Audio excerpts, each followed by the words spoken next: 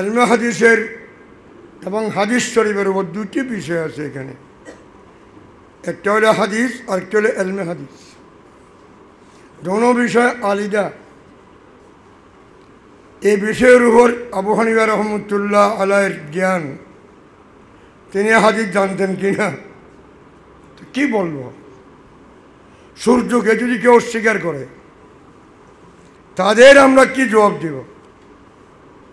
আফতাব আব মত দলিল আফতাব, আফতাব মত দলিল আফতাব। তো আফতাব সূর্য, সূর্য সূর্য সূর্যের দলিল। এর জন্য আবার নতুনভাবে আমাদের ভাবতে হবে না। তবে আমরা এ বিষয়ের উপর আলোচনা কেন করি, তার একটা উদ্দেশ্য আছে। আমাদের ঈমান আকীদাকে মজবুত করার জন্য, আমরা নিজেদেরকে বুঝবার জন্য। আবু হানিফা রহমতুল্লাহ ইলমে হাদিস জানতেন না, এসব কথা যারা বলে তাদের সম্পর্কে বলার আমার কাছে ভাষা নেই।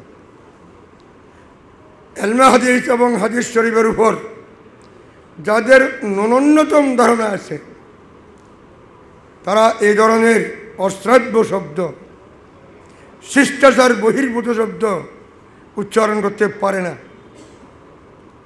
তো এরা বলবে, কারণ তাদের অভ্যাস হয়ে গেছে। যারা যে অভ্যাসের উপর বড় হয়েছে তারা সব সময় এসব কথা বলতে থাকবে। যাই হোক, আপনারা আলোচনা করতেছেন এখানে যারা উপস্থিত, আমি তো কারো নাম উল্লেখ করতেছি না,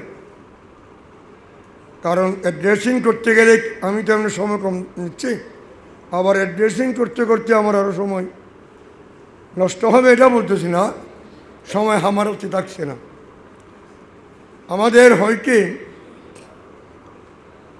আমরা মানুষ ক্ষুদ্র, খাস বেশি, আমাদের অনেক বিভিন্ন পারিবারিক, সামাজিক, মজহাবি অনেক দায়িত্ব আছে। তো এরই মাধ্যমে কাজ করি। এরপরও আমরা আমাদের ওলামায়ে কেরাম যারা কাজ করেন তাদেরকে আমরা সহযোগিতা করার জন্য আসি।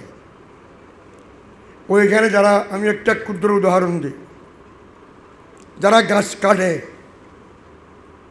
মেহনত করে, কষ্ট করে, গাছটা কাটার পর রশি দিয়ে ফেলে দেয়, টানে না, টানার সময় তারা কিছু ছন্দ, গান ইত্যাদি গায়।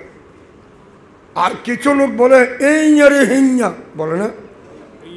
তো আমি তো গাছ কাটি না, যারা গাছ কাটছে তাদেরকে উৎসাহিত করি। আপনারা করতেছেন অনুষ্ঠান, আমরা আসলাম আপনাদেরকে উৎসাহিত করার জন্য, এই যা বলার জন্য। তো ইয়া যদি না বলি এটা নিরুৎসাহিত হবে। এই কথাটা প্রত্যেকের মনে রাখতে হবে। এবার আমি অল্প কথায় বলে মোড়া থাকে, বড় বড় দলিলা দিল্লে এখানে দিব না। সমস্ত ইমামগণ, আইমাই ফেকা, সমস্ত মুহাদ্দিসিনে কেরাম যারা দুনিয়াতে এসেছেন, বিদায় নিয়েছেন, আইমাই ফেকা, আইমাই হাদিস, তাদের মধ্যে একমাত্র তাবিঈ আমাদের ইমামে আজম আবু হানিফা রহমতুল্লাহ আলাইহি। এই কৃতিত্ব তিনি অর্জন করেছেন। ইমামে আজম আবু হানিফা রহমতুল্লাহ আলাইহি নিজে বয়ান করেছেন, রাইটু আনাস ইবনে মালিক কাইমান ইউসাল্লি। অসংখ্য হাদিসের মধ্যে থেকে আমি একটি হাদিস পড়েছি। ইমামে আবু নাঈম আসফাহানি মুসনাদে ইমামে আজমের মধ্যে হাদিস রওয়ায়াত করেছেন।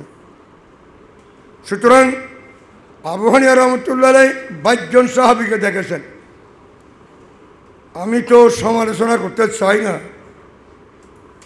অনেকে ইমাম আবু হানিফা রহমতুল্লাহ জীবন কর্মের উপর কিতাব লিখেছেন, বড় বড় মানুষ। এখন যদি আমি শিবলি নোমানের সমালোচনা করি, বিশ্ববরেণ্য মুহাদ্দিস আবু যুহরার যদি সমালোচনা করি, তো ছোট মুখ বড় কথা হবে। আবু যুহরও কবরস্থ, শিবলি নোমানিও কবরস্থ। সিরাতুন নোমান আবু হানিফা তো আবু হানিফার আবু জোহরার কিতাবের আমি শুধু ভূমিকাটা পড়েছি, আর মাঝে মাঝে কিছু পড়েছি। তিনি ভূমিকার মধ্যে লিখেছেন আবু হানিফার দৃষ্টান্ত হযরত আলী রাদিয়াল্লাহু তাআলার মতো। না, নাউযুবিল্লাহ এখন কেন বলবেন? সুবহানাল্লাহ বলবেন না, এখন শোনেন। কিছু লোক হযরত আলী রাদিয়াল্লাহু তাআলার প্রশংসা করতে করতে নবীর উপরে নিয়েছে কিছু লোক, আর কিছু লোক তার সম্মান চট্ট করতে করতে একেবারে সর্বনিম্ন। তো আবু হানিফার মধ্যে কিছু লোক আছে প্রশংসা করতে করতে নবীদের উপরে নিয়ে গেছে, নবীদের মতো করেছে। নাউযুবিল্লাহ, এখন নাউযুবিল্লাহ। আমরা আবু হানিফাকে নবী বলি নাই। যারা আবু হানিফার সম্মান খাটো করে বলেছে মাত্র 17টি হাদিস জানতেন, এটাকে আমরা বলেছি।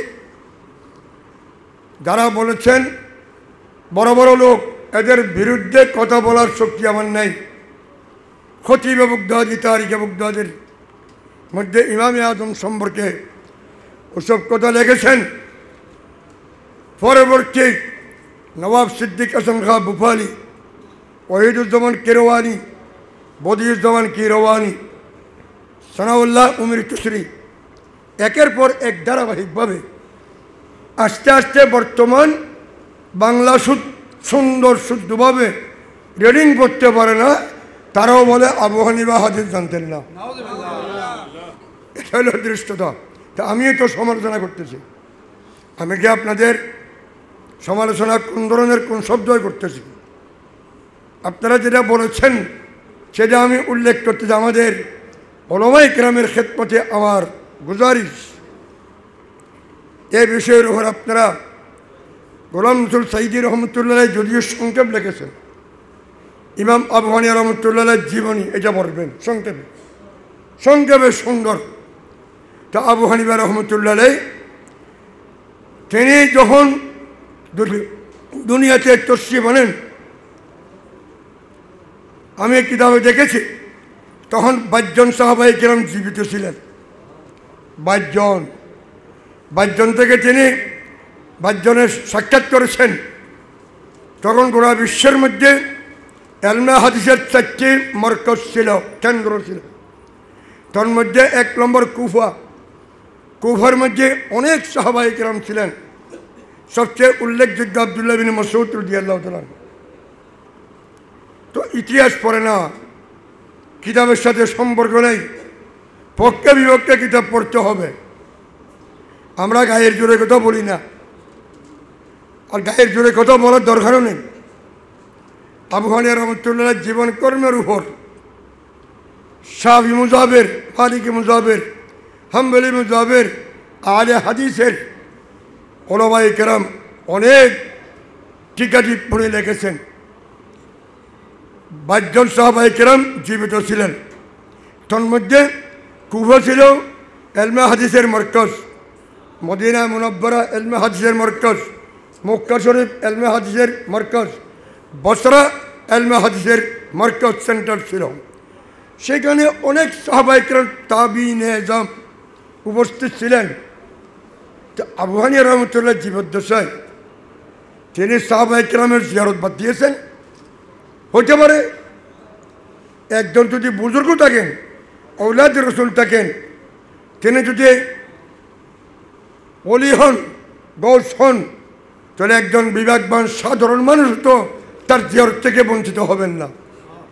এবং সাহাবায়ে কেরামের কুফার মধ্যে যখন ছিল 1500 সাহাবায়ে কেরাম, 1500 সাহাবায়ে কেরাম কুফার মধ্যে ছিল। তাদের থেকে ইমাম আবু হানিফা রহমতুল্লাহ এলমে হাদিস গ্রহণ করেছেন। ইমাম আজম আবু হানিফা রহমতুল্লাহ সাহাবায়ে কেরাম থেকে হাদিস গ্রহণ করেছেন, এবং 9 জন আহলে বাইতের সদস্য, আহলে বাইত রসুল, তাদের থেকে তিনি এলমে হাদিস নিয়েছেন। আমি শুধু ভূমিকাটা বলতেছি। ইমাম বুখারী রহমতুল্লাহ ওস্তাদের ওস্তাদ, তাদের থেকে ইমাম আবু হানিফা রহমতুল্লাহ আলাইহির ছাত্র তারা। ইমাম আবু হানিফার উস্তাদ, দাদা উস্তাদ সবাই ইমাম আবু হানিফা রহমতুল্লাহের ছাত্র। তো এইভাবে ৪,০০০ জগৎশ্রেষ্ঠ মুহাদ্দিসিনে কেরাম তাবিঈন থেকে তিনি হাদিস নিয়েছেন। তার হাদিসের ছিল ওয়াসিতা একটা অথবা দুইটা। মুহাদ্দিসিনে কেরাম ইমাম বুখারী যেটাকে নিয়ে অহংকার করেন, গর্ব, ৮৬ রিওয়ায়াত। আব্দুল আজিজের উপর আমি রেখে গেলাম, সমকম দেয় ২২ উপর হানিফি কজন আছেন? তাহলে হানিফি যারা শেখ, মুহাদ্দিস, ইমাম আজমের ছাত্র এরা যদি বাদ দেয়, ৮৬ তো শেষ। ৮৬ শুধু বুখারী না, মুসলিম না, হাদিসের ৪৯ বিষয়ের উপর কিতাব রচিত হয়েছে। ইমাম আজমকে যদি বাদ দিয়ে একটাও থাকবে না। তাছাড়া ইমাম আজম আবু হানিফা রহমতুল্লাহ আলাইহি ১৫টি হাদিসের কিতাব লিখেছেন। কয়টি? কিন্তু দুঃখের বিষয়, তারা বলবে এটা একটা আবু হানিফার নয়, ছাত্ররও নয়। তো বাতাসের উপর একজনের যদি ৩-৪টি হাদিস লেখে, তিনি একজন মুহাদ্দিস হয়ে যায়। আর আবু হানিফা মুসনাদে ইমামে আজম, কিতাবুল আসার, এগুলো ১৪০০ কিতাব। এই কারণে ব্যারিস্টারি হানাফ, হানিফিদের ব্যারিস্টার ইমাম তাহাবী রহমতুল্লাহ আলাইহি তিনি জবাব দিয়েছেন যে আবু হানিফার হাদিস। আমি একটা কথা সংক্ষেপে বলি। মুহাদ্দিস আবু ইমামে একজন মুহাদ্দিস আবু যুরাহ রাদিয়াল্লাহু তাআলা আনহু, আরেকজন ঔজাঈ। একবার ঔজাঈ আব্দুল্লাহ বিন মুবারককে বলতেছেন, কুফার মধ্যে এই বেদাতি লোক কোথা থেকে আসলো? অর্থাৎ আবু হানিফা রহমতুল্লাহ আলাইহি। তো আব্দুল্লাহ বিন মুবারক আব্দুল্লাহ বিন মুবারকের জীবনী অনেক লম্বা, বড় সুন্দর, তিনি বড় মুহাদ্দিস না শুধু। ইমাম বুখারী রহমতুল্লাহ আলাইহি বাবের নাম ইসমাইল। তো ইমাম বুখারী রহমতুল্লাহ আলাইহি বাপ প্রথমে যে হাদিসের কিতাব পড়েছেন, এটা হলো আব্দুল্লাহ বিন মুবারকের কিতাব। উনি হাদিসের অনেক কিতাব লিখেছেন। তো ইমাম ঔজাঈ বললেন, কুফর মধ্যে এই বেদাতি কোথা থেকে আসলো? বেদাতি মানে অর্থাৎ হাদিস থেকে ফেঁকা বের করা, এটা হলো বেদাতি। তখন তিনি কিছু বললেন না, বড় চুপ ছিলেন। কিছুক্ষণ পর তিনি এলমি কথা বলতেছেন। ঔজাঈ বলতে লাগলেন, হযরত এটা কি বলতেছেন আপনি? এটা কার কথা? হযরত যাকে বেদাতি বলছেন এটা তার কথা। তার কথা যদি এই ধরনের হয়, আমার ভুল আমি স্বীকার করতেছি। এতদিন পর্যন্ত আমি ভুলের মধ্যে ছিলাম, এখন আমার ভুল আমি স্বীকার করে নিলাম। তাহলে আবু হানিফাকে যারা জানে না, তারা আবু হানিফার বিরুদ্ধে অকথ্য ভাষা, অশালীন ভাষা ব্যবহার করে। অনুরূপভাবে ইমামে আলা হযরতকে যারা চিনে না, তারা বলে আলা হযরত হাদিস জানে না। আমি আলা হযরতের হাদিস, ফতোয়ায়ে রেজবি একটা একটা করে আমি বলেছি। ওখান থেকে হাদিস বাইর করি। আমি একটা প্রবন্ধ লিখেছিলাম, কোথায় লিখছি জানি না, ছাপানো হয়েছে। এটার নাম আলা হযরত এবং এলমে হাদিস। আলা হযরতের ১০,০০০-এর উপর আমি হাদিস জমা করেছি, ১০,০০০-এর উপর। কিন্তু বলতেছেন আলা হযরত হাদিস জানি না। তো এইগুলো হলো যাদের অন্তরে শত্রু জমি আছে, ওরা এই ধরনের কথা বলে। উদাহরণ দিতে গেলে অনেক অনেক উদাহরণ। আবু হানিফা যখন মক্কা শরীফ আসতেন, তার সাথে তর্ক বিতর্ক করতেন। তর্ক বিতর্কের পরে সবাই স্বীকার করতেন, ও এটা ঠিক আছে দেশ।